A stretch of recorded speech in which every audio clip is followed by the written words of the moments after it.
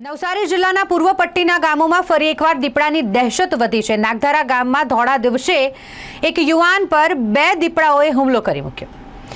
આ યુવાન ગંભીર રીતે ઇજાગ્રસ્ત બન્યો છે, જેને સારવાર અર્થે હોસ્પિટલ ખસેડવામાં આવ્યો છે। નવસારી જિલ્લાના પૂર્વ પટ્ટીના ગામોની વાત કરીએ તો પૂણી, કુંભાર ફળિયા, સાતેમ અને નાગધારા સહિતના ગામોમાં દીપડા બિંદાસ્ત ફરતા જોવા મળ્યા છે।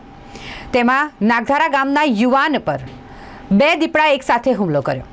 જે આ યુવાન છે તે લીલીના ખેતરમાં જઈ રહ્યો હતો। આ દરમિયાન અચાનક જ બે દીપડાએ યુવાન પર હુમલો કરી લીધો। યુવાન સુનિલ પટેલ, જેણે હિંમત દાખવી અને બંને દીપડાઓનો પ્રતિકાર કર્યો અને આ યુવાને પ્રતિકાર કરતા દીપડાઓ ત્યાંથી નાસી છૂટ્યા હતા। જોકે યુવક ઇજાગ્રસ્ત બન્યો હતો, જેને હોસ્પિટલ ખસેડવામાં આવ્યો છે અને આ અંગેની જાણકારી મળતાની સાથે જ વન વિભાગ દ્વારા હવે પાંજરું ગોઠવીને દીપડાને પકડવા માટેના ચક્રો ગતિમાન કરવામાં આવ્યા છે। અમારા ગામના એક ખેડૂત સુનિલભાઈ, જેઓ સવારે લીલી તોડવા માટે ગયા હતા એમના ખેતરે, જ્યારે તેઓ એકલા જ હતા ત્યારે એક દીપડો નજીકમાં આવી ચડ્યો અને એમણે એમના પર હુમલો કર્યો।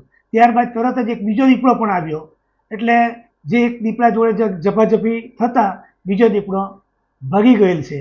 આમ અમારા વિસ્તારમાં મોટેભાગે દીપડા ઘણા દેખાય છે, સવાર સાંજ અવારનવાર ઘણી વખત જોવા મળે છે।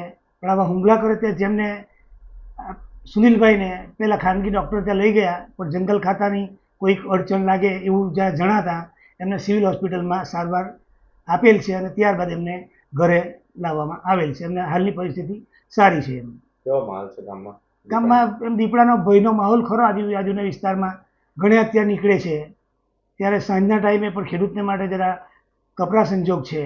પણ જંગલ ખાતાવાળા પાંજરા મૂકે ને પાડવાની કોશિશ કરે છે, પણ ઘણી વખત નથી મજા આવતી, ઘણી વખત પડી પણ જાય છે।